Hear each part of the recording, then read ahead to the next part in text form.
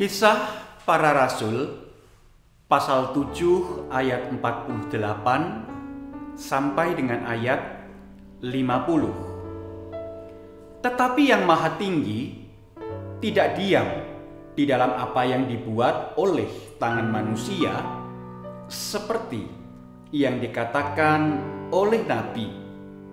Langit adalah tahtaku dan bumi adalah tumpuan kakiku. Rumah apakah yang akan kamu dirikan bagiku? Demikian firman Tuhan. Tempat apakah yang akan menjadi perhentianku? Bukankah tanganku sendiri yang membuat semuanya ini?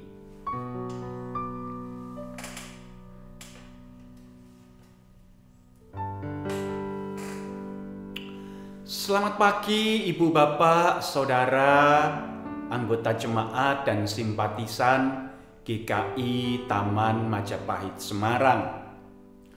Semoga pagi hari ini kita semua boleh bangun dengan hati yang penuh dengan sukacita, dengan penuh kesegaran, dan dengan penuh kerinduan bahwa berkat yang baru yang Tuhan berikan kepada kita mampu menjadikan kita hidup sebagai berkat. Ibu Bapak, Saudara yang terkasih dalam Tuhan Yesus Kristus. Ketika saya memulai kelas katekisasi, entahkah itu kelas katekisasi remaja pemuda atau kelas katekisasi dewasa, baik yang bersifat khusus maupun yang bersifat reguler, saya selalu mengawali kelas katekisasi dengan sebuah pertanyaan. Mengapa Ibu, Bapak, Saudara, adik-adik, teman-teman mau mengikuti kelas katekisasi? Apakah Ibu, Bapak, Saudara, adik-adik, teman-teman tahu tujuan katekisasi? Ya, memang kemudian ada beberapa yang menjawab, ikut katekisasi karena disuruh oleh papa atau disuruh oleh mama. Yang lain lagi mengatakan ikut katekisasi sebagai syarat untuk boleh dibaptis. Yang lain lagi mengatakan sejak kecil saya sudah dibaptis.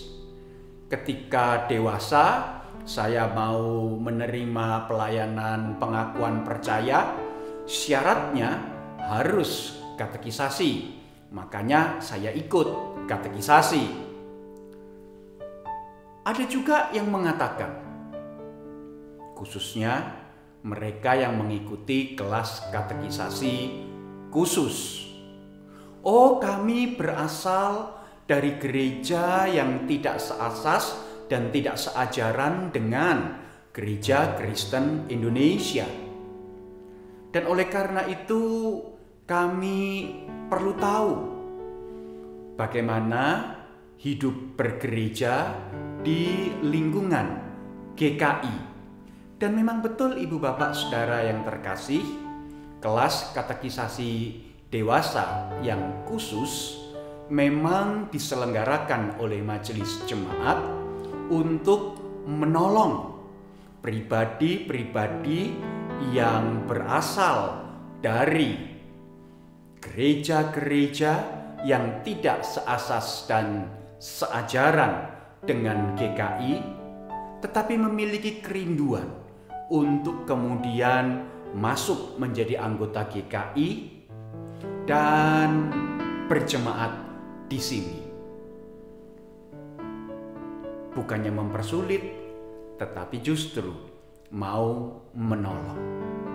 Nah, Ibu Bapak Saudara yang terkasih, apa tujuan katekisasi? Salah satu tujuan katekisasi yang saya sampaikan di awal adalah memperlengkapi, menolong, memberikan wadah bagi setiap katekisan untuk memperlengkapi diri dalam mempertanggungjawabkan iman kepada Tuhan Yesus Kristus terhadap siapapun yang membutuhkan pertanggungjawaban iman. Ibu bapak, saudara yang terkasih dalam Tuhan Yesus Kristus, mohon maaf, ada begitu banyak orang Kristen yang tidak memahami iman yang ia pegang di dalam Tuhan Yesus Kristus, sehingga kemudian ketika ada pihak-pihak yang bertanya, mempertanyakan bahkan, kenapa kamu jadi orang Kristen? Tuhanmu berapa? Apakah Tuhanmu ada 3? Katanya ada Allah Bapa, Allah Anak, Allah Roh Kudus. Ada 3 Allah, kan berarti kamu tidak menyembah kepada satu Allah ya? Kamu berarti politeisme ya? Ibu bapak, saudara yang terkasih, banyak orang Kristen kemudian gelagapan, tidak mampu menjawab pertanyaan-pertanyaan seperti itu. Atau kalaupun menjawab, dijawabnya kira-kira, oh itu katanya majelis, oh itu katanya pendeta, oh itu katanya papa mama. Padahal pertanggungjawaban iman harus dilakukan secara pribadi, bukan dengan berkata katanya, kata si A, kata si B, bahkan kata pendeta, kata majelis. Bukan.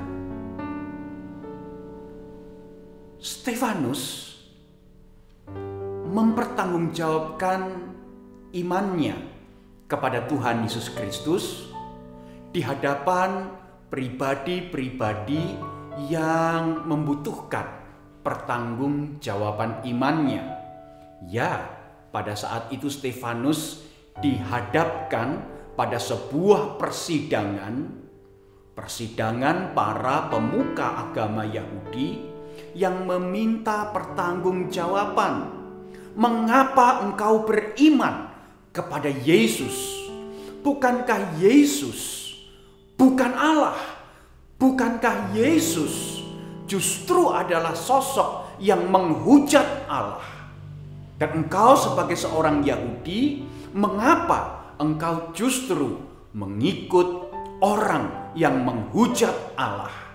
Apakah engkau sudah mulai ikut-ikutan menista agama, menista Allah, menghujat Tuhan semesta alam? Ibu bapak, saudara yang terkasih dalam Tuhan Yesus Kristus, di tengah situasi demikianlah Stefanus memberikan jawab. Stefanus memberikan pertanggungjawaban imannya. Mengapa ia menjadi pengikut Kristus? Mengapa ia menjadi seorang Kristen? Stefanus menjawab, dunia ini milik Allah. Ia tidak bisa dikungkung, ia tidak bisa dikurung, ia tidak bisa ditempatkan pada satu ruang tertentu, satu situasi kondisi tertentu. Hanya ketika seseorang beribadah di bait Allah, ia berjumpa dengan Tuhan.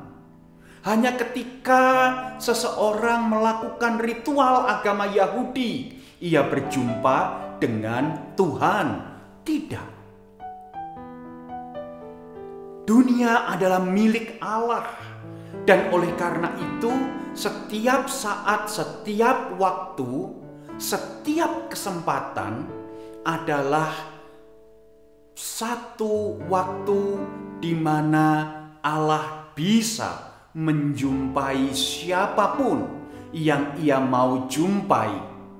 Dalam setiap momentum, setiap waktu yang ada, Allah bisa bekerja dengan leluasa tanpa batasan apapun juga. Sebab Dia adalah Allah, Ia adalah sosok yang menciptakan dunia ini. Tidak ada waktu dan tidak ada ruang yang dapat membatasi kerja Tuhan. Ibu bapak, saudara yang terkasih dalam Tuhan Yesus Kristus, berdasarkan apa yang Stefanus sampaikan ini, bukankah itu juga menjadi kekuatan dan penghiburan kita ketika kita menapaki tahun yang baru di tahun 2022 ini? Tidak ada satu ruang, tidak ada satu waktu di mana Tuhan terbatasi dan Ia tidak mampu berkarya. Tidak pandemi, tidak wabah virus corona, tidak ada satu perkara pun yang dapat membatasi karya Allah.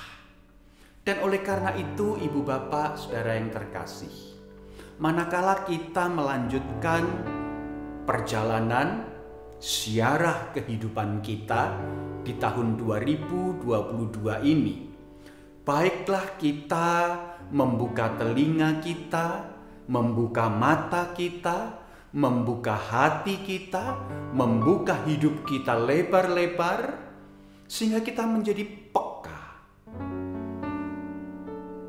ketika Tuhan bekerja, ketika Tuhan berkarya di dalam dan melalui hidup kita. Pengalaman demi pengalaman kehidupan adalah sarana atau wadah di mana Tuhan hadir. Tuhan menjumpai kita. Tuhan berkarya di dalam dan melalui hidup kita. Oleh karena itu, ibu bapak, saudara yang terkasih, mari dengan penuh rasa syukur, juga dengan penuh semangat dan sukacita, kita membuka kehidupan kita untuk mengalami kehadiran Tuhan yang berjalan bersama dengan kita di tahun yang baru ini. Dan kita membuka kehidupan kita pula untuk mempersilahkan Allah bekerja melalui hidup kita, sehingga ada begitu banyak orang boleh mengalami berkat Allah melalui kehadiran kita. Amin. Mari kita berdoa. Bapa Surgawi, kami bersyukur kepadamu bahwa Engkau adalah Allah yang Maha Kudus, Maha Mulia, Maha Suci, dan tidak terbatasi oleh apapun juga. Dan oleh karena itu, di dalam segala ketidakterbatasan-Mu, kami datang membuka hati dan kehidupan kami, rindu untuk senantiasa boleh merasakan kehadiran Tuhan dalam hidup kami, dan bahkan kerja dan karya Allah di dalam dan melalui kehidupan kami. Terima kasih Bapa, bahwa dunia ini telah Engkau ciptakan, dunia ini telah Engkau jadikan, dan dunia ini tetap menjadi milik Tuhan, sehingga tidak ada satu hal pun yang membatasi pekerjaan dan karya-Mu di dunia ini. Dalam nama Tuhan Yesus kami berdoa. Amin. Selamat melanjutkan aktivitas, ibu bapak, saudara yang terkasih. tetap semangat, dan jangan lupa, masih dalam suasana pandemi juga, berlakukan protokol kesehatan. Tuhan memberkati. Amin.